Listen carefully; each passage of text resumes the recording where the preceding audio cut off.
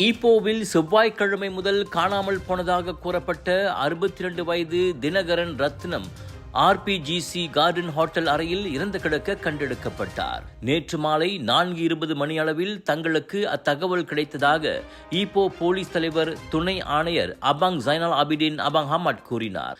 சம்பவ இடம் விரைந்த ராஜா பெருமாய்சுரி துவாங்கு பைனோன் மருத்துவமனையின் மருத்துவ குழு அவர் உயிரிழந்ததை உறுதிப்படுத்தியது.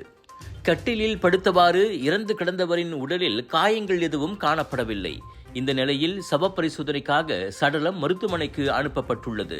குற்றவியல் அம்சங்கள் எதுவும் கண்டறியப்படாததால் தற்போதைக்கு திடீர் மரணமாக அச்சம்பவம் வகைப்படுத்தப்பட்டுள்ளது.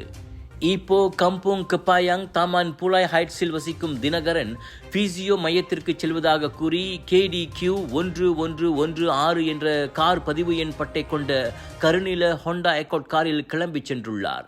கைபேசியை அவர் வீட்டிலேயே விட்டுச் சென்றதால் குடும்பத்தாரால் அவரை தொடர்பு கொள்ள இயலாமல் போனது. தினகரன் நீரிழிவு நோயாளி என்பதுடன் நரம்பியல் பிரச்சனையால் நடப்பதற்கும் சிரமப்படுபவர். எனவே அவரை கண்டுபிடிக்க உதவுமாறு குடும்பத்தார் பொதுமக்களின் உதவியை நாடிய நிலையில் அவர் சடலமாக மீட்கப்பட்டுள்ளார்.